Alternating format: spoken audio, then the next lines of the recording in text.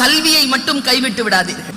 எந்த மூலையில் நாம் இருந்தாலும் கல்விதான் மம்மர் அறுக்கும் மருந்து. குஞ்சி அழகும் கொடுந்தானை கோட்டழகும் மஞ்சள் அழகும் அழகல்ல, நெஞ்சகத்து நல்லேம் யாம் எனும் நடுவு நிலைமையால் வரும் கல்வி அழகே அழகு என்கிறார் நாலடியார். கல்விதான் அழகு. கல்வியை பெற்றுக்கொண்டால் என்னெல்லாம் நடக்கும் என்று பேசுகிறது சங்கத்தமிழ். நான் தேர்விலே தேர்ச்சி பெறுவதற்காகத்தான் இலக்கியங்களை எல்லாம் ஒரு காலத்தில் படித்தேன். அதற்கு பிறகு உங்களிடத்தில் கைத்தட்டல் வாங்குவதற்காக படித்தேன். ஆனால் இப்பொழுதெல்லாம் கண்களிலே கண்ணீர் துளி தழும்பாமல் என்னால் எந்த இலக்கியத்தையும் எந்த புத்தகத்தையும் வாசித்து விட முடிவதில்லை. ஏனென்றால் அது அடுத்தவர்களுக்கு சொல்லுவதற்கான சொல்லல்ல, என் ஆன்மாவை சுத்தப்படுத்திக் கொள்வதற்காக எனக்கு இயற்கை அளித்திருக்கக்கூடிய வரம் என்று நான் புரிந்து கொள்ள தொடங்கிய அந்த வினாடியிலிருந்து என் புகழ் இன்னும் இன்னும் அதிகரிக்க தொடங்கியது. நாங்கெல்லாம் ஸ்கூல்ல படிக்கும்போது, காலேஜ்ல படிக்கும்போது மெயின் கேட்ல டீச்சர்ஸ் வந்தாங்கன்னு வச்சுக்கோங்களேன், அவங்க கையில பேப்பர் கட்டும் கஞ்சி கலையமும் இருக்கும், சாப்பாடு கூடையும் பேப்பர் கட்டும் இருக்கும். ஓடி போய் அதை நம்ம வாங்கிப்போம். வாங்கிட்டு போய் ஸ்டாஃப் ரூம்ல கொடுப்போம். இன்னைக்கு பஸ்ல கூடங்க திரும்பி உட்காந்துக்குதுங்க பாப்பா. எழுந்திருச்சு இடம் கொடுக்கணுங்கிறதுனால திரும்பி உட்காந்துக்குது. நேர்ல வந்தா கூட குட் மார்னிங் சொல்ல மாட்டேங்குது, ஒரு வணக்கம் சொல்ல மாட்டேங்கிறீங்க. முதல்லலாம் ஒரு விதமான ஆசிரியர்களுக்குன்னு ஒரு மரியாதை இருந்தது. எங்க போச்சு அந்த மரியாதைன்னு நான் இன்னைக்கு கேட்கிறேன். ஆசிரியர்களுக்கான மரியாதை, அந்த மரியாதை ஆசிரியர்களை உயர்வுபடுத்துவதற்காக அல்ல, கற்கின்ற நிலையில் இருக்கக்கூடிய ஒரு மாணவனுடைய உயர்வுக்காகத்தான் அந்த பணிவே தவிர அந்த பணிவை வாங்கிக் கொள்வதனால் ஆசிரியர்களுக்கு ஒரு பெருமையும் வந்துவிட போவதில்லை. நீ ஒதுக்கப்பட்டிருந்தாலும் கல்வியை கையில் எடுத்துக்கொண்டால் நீ யாரெல்லாம் மேல் ஜாதிக்காரங்கிறானோ, யாரெல்லாம் பெரிய பெரிய ஆள் என்கிறானோ, அவன் எல்லாம் உன் பேச்சை கேட்டு நடக்கக்கூடிய சூழ்நிலை வரும். அதனால் உற்றுழி உதவியும் உருபொருள் கொடுத்தும் பிற்றை நிலை முனியாது கற்றல் நன்று. படிச்சுக்கோ படிச்சுக்கோங்கிறோம். நான் ரொம்ப நுட்பமா ஒரு விஷயத்த சொல்லிட்டு போறேன். முதல்ல இன்னைக்கு மைண்ட் ஷார்ப்பா வச்சிருக்க முடியாதபடிக்கு நிறைய சூழல் நிலவுது. உங்களுடைய கையில் இருக்கக்கூடிய கேட்ஜெட் இருக்குல்ல, அது உங்களுடைய மனசை மந்தமாக்குது. ஷார்ப்பா வச்சுக்கல. மேத்ஸை பார்த்து பயப்படாதீங்க, அது டீச்சருங்க செய்யற கோளாறு மேடம். சில பேர் அந்த மாதிரி ரொம்ப கடுமையான டீச்சரா இருப்போம். இரு உன்னை மேத்ஸ் கிளாஸ்ல கொண்டு போய் விடுறேன்னா, ஒரு மேத்தமேட்டிக்ஸ் ரொம்ப சிம்பிள் மேத்ஸ். மனசுல பர்வீன் சுல்தானா பேசுறேன்னா ஒரு கேமரா ஆன் ஆகணும். சரியா உள்ள ஒரு கேமரா இருக்கு, அது ரஸ்டா இருக்கு. ஏன்னா யாரோ எவனோ ஒருத்தன் படம் பிடிச்சதையே பார்த்துக்கிட்டே இருக்கோமா, உள்ள கேமராவே இல்லை. ஒரு காலத்துல கேமரா இருந்தது மேடம். என்னால இந்த இப்ப பொன்னியின் செல்வன் படம் வந்துச்சுல, பார்க்கவே முடியலங்க என்னால. ஆனா நல்லா எடுத்திருக்காங்களாம். ஆனா என்னால ஒத்துக்கவே முடியல. இந்த வந்தியத்தேவன், என் வந்தியத்தேவன் என்ன மாதிரியான ஹேண்ட்ஸம் தெரியுமா? நல்லா நம்பின 9th ஸ்டாண்டர்ட்ல அதை படிச்சு முடிச்சுட்டு மீசாப்பேட்டையில திப்பு தெருவுக்கு வருவான். ஒரே ஒரு சீழ்கை ஒலி, ஏய் பேப்ஸ் கம் அப்படின்னு கூப்பிடுவான். நான் 2வது பால்கனிலேருந்து குச்சி அவனோட பஞ்சகல்யாணி குதிரையில் ஓடிடுவேன்ட்டு என் ஃபர்ஸ்ட் க்ரஷ்ங்க வந்தியத்தேவன். அந்த படம் பார்த்துட்டு வீட்டுக்கு வந்துட்டு நான் எவ்வளோ மௌனமாக இருந்தேன் தெரியுமா? நல்ல வேளை அவன் என் வீட்டுக்கு வரலன்னு நினச்சிக்கிட்டேன் நான்.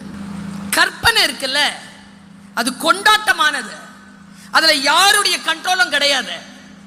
அதனால தான் ஐன்ஸ்டீன் சொல்லுகிறான், imagination is more than knowledge. நாலேஜபிளா இருக்கிறத விட மிக முக்கியமானது நீ கற்பனை திறன்ல இருக்கிறியா? இன்னைக்கு எங்க இருக்கு கற்பனை திறன்? படிச்சால கற்பனை திறன் வரும், பார்த்தா எப்படி கற்பனை திறன் வரும்? மனசுல இருக்கக்கூடிய கேமரா ஆன் பண்ணு. பெரிய பாலைவனம்,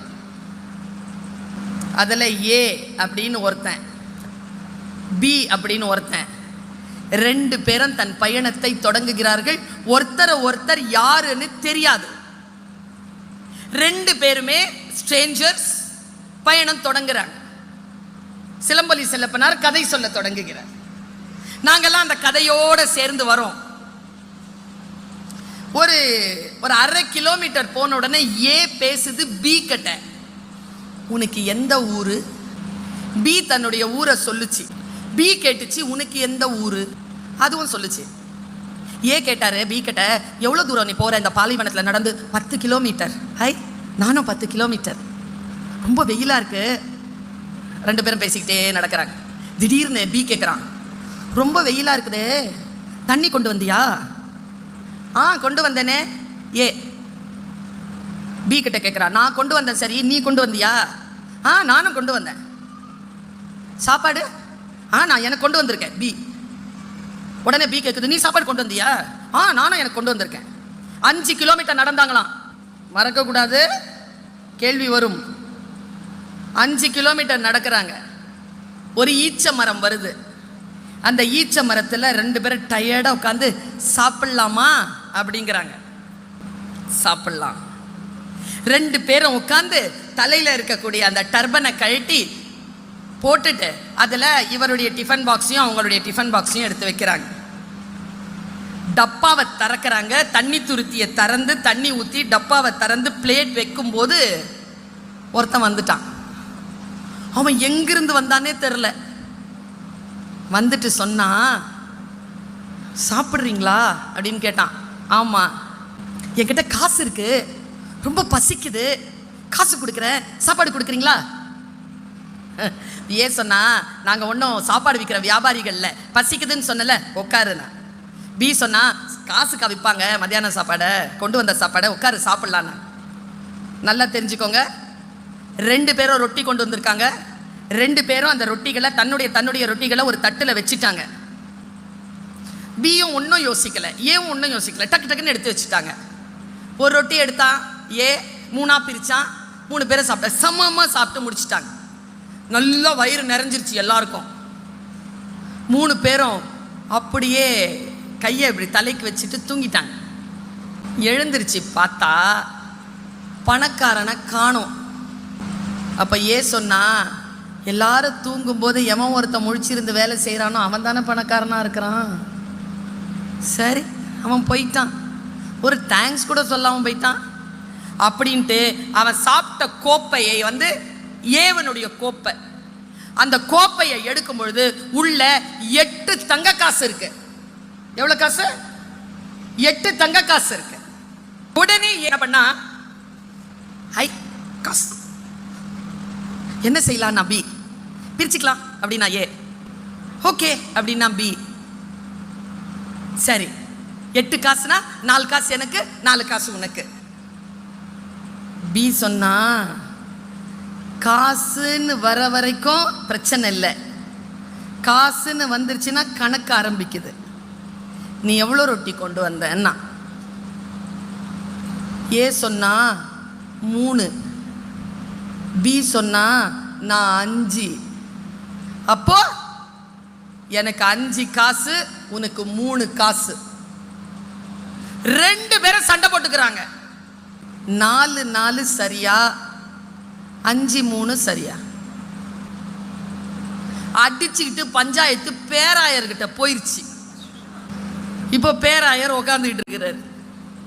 என்னப்பா ஆச்சு? 2 பேரும் இப்படி வந்தோம் சார், ஒருத்தர் வந்தார் சார், நானும் அவரும் சாப்பாடு எடுத்து கொடுத்தோம் சார், காசுக்கு விற்கல சார், நான் 5 ரொட்டி கொண்டு வந்தேன், அவன் 3 ரொட்டி கொண்டு வந்தான் சார், நான் சொன்னேன் சார் எனக்கு 5 கூட அவனுக்கு 3 கொடுக்கலான்ட்டு. எப்படி சாப்பிட்டீங்க? சமமாக தான் சார் சாப்பிட்டோம். அப்படியா? காசு என்கிட்ட கொடுங்க. யாரு? பஞ்சாயத்துக்கு வந்தவங்க கிட்ட இருந்து மொத்தமாக காசு எடுத்துக்கிட்டு வெளில போங்க பாரு 2 பேரும். ஐயோயோ, அது பேராயத்துக்கு போயிருமோங்கிற பயத்தில் அவங்க துடிக்கும் பொழுது ஏவ உள்ள கூப்பிடுறாரு. இங்க வா, எவ்வளோ ரொட்டி? 3. கையில் காசு கொடுத்து மடிச்சார். திறந்து பார்க்கப்படாது, வெளில போ, வெளியில போய் தான் பார்க்கணும். இந்த 5 ரொட்டிக்காரனை கூப்பிட்டாரு. எவ்வளோ ரொட்டிப்பா? 5 சார். தர கையை உள்ள. எப்போ காசுன்னு சண்டை போட்டிங்களோ 2 பேருமே ஒருத்தர் பேசிக்காம அவங்க வழி பார்த்துட்டு போங்க. வெளியில போனி 5 ரொட்டிக்காரன் திறந்து பார்க்கறான், 3 ரொட்டிக்காரன் திறந்து பார்க்கறான். 3 ரொட்டிக்காரன் கையில ஒரு காசு இருக்கு, 5 ரொட்டிக்காரன் கையில ஒரு காசு இருக்கு. 2 காசும் பார்த்தா 4 4 5 3 தானே நாம கணக்கு சொன்னோம். பேராயர் என்ன கணக்கு போட்டாரு? அவர் சொன்னார், 5 ரொட்டிக்காரன் கையில 7 காசு. 7 காசு. 3 ரொட்டிக்காரன் கையில ஒரு ரூபா, ஒரு காசு. 3 ரொட்டிக்காரன் லப லபன்னு அடிச்சுட்டு உள்ள வரான். அவன் பேச்ச கேட்டிருந்தா கூட 3 கிடைச்சிருக்கும். இந்த ஆள் என்ன ஒத்த காசு கொடுத்து அனுப்புறாரு. எங்களுக்கு பஞ்சாயத்தை சொல்லுங்க, எங்களுக்கு நீதி சொல்லுங்க, நீங்க நீதிமான் தானே சொல்லுங்க. நான் உடனே அந்த பேராயர் சொல்ல தொடங்கினார், நீ எவ்வளவு ரொட்டி கொண்டு வந்த? 5. நீ 3. 2 சேர்த்தா எவ்வளவு? டக்குன்னு சொல்லணும். எவ்வளவு? வெரி குட், ஷார்ப்பா இருக்கணும். எவ்வளவு? ஒரு ரொட்டில எத்தனை பங்கு போட்டாங்க? மொத்த ரொட்டில 3 போட்டா மொத்தம் எவ்வளவு துண்டு? 20, 24. ஆளுக்கு எவ்வளவு சாப்பிட்டுருக்காங்க? ஒவ்வொரு ஆளும் எவ்வளவு சாப்பிட்டுருக்கு? 8 சாப்பிட்டுருக்கா? 3 ரொட்டிக்கார துண்டு போட்டானே, எத்தனை துண்டு போட்டான்? 3 ரொட்டிக்காரன் துண்டு போட்டா எவ்வளவு? 5 ரொட்டிக்காரன் துண்டு போட்டானே, எவ்வளவு துண்டு வந்தது? 5 ரொட்டில 5 ரொட்டில துண்டு போட்டா 15 துண்டு வந்தது. இவன் எவ்வளவு சாப்பிட்டிருக்கான்? 8 சாப்பிட்டிருக்கான். எவ்வளவு கொடுத்திருக்கான்? 7 கொடுத்திருக்கான். அதனால அவனுக்கு 7 காசு. 3 ரொட்டிக்காரன் பிரிச்சா எவ்வளவு வருது? 9. இவன் எவ்வளவு சாப்பிட்டிருக்கான்? 8. எவ்வளவு கொடுத்திருக்கான்? 1. அதனால அவனுக்கு 1 காசு. பார்த்தா நியாயம் மாதிரி தெரியும். நீதிமான்களாக இருப்பதற்கு உள்ளே நுழைந்த அந்த கணக்கை பார்க்க வேண்டும். அப்படி கணக்கை பார்க்கின்றவர்கள் தான் நடுநிலைமையாளர்கள், அவர்கள் தான் நீதிமான்களாக இருக்கிறார்கள். பைபிள் அடிக்கடி சொல்லுகின்ற வார்த்தை, நீதிமான்களை இறைவன் ஒருபோதும் வெட்கப்பட விடுவதில்லை. நீதிமான்கள் ஒருபோதும் தோற்பதில்லை. உனக்கு ஒரு நியாயம், எனக்கு ஒரு நியாயம். நியாயம் வேறுபடலாம், நீதி வேறுபடாது. நீதி அனைத்து உயிர்களுக்கும் ஒன்றுதான் என்று சொல்லக்கூடிய பிறப்புக்கும் எல்லா உயிர்க்கும் என்கின்ற அற்புதமான அந்த சொல்லில் வைத்துக்கொண்டு நாம் சிந்திக்க வேண்டும் என்றால், என் குழந்தைகளே, பெற்றோர்களே, ஆசிரியர்களே, கல்வி என்பதுதான் நம் மம்மர் அறுக்கும் மருந்து. பெற்றோர்களே, குழந்தைகளை கண்காணியுங்கள். குழந்தைகளே, இவர்கள் 2 பேருக்கும் பெருமையை தேடித்தரக்கூடிய வாய்ப்பை இந்த வாழ்க்கையில் பயன்படுத்திக் கொள்ளுங்கள்.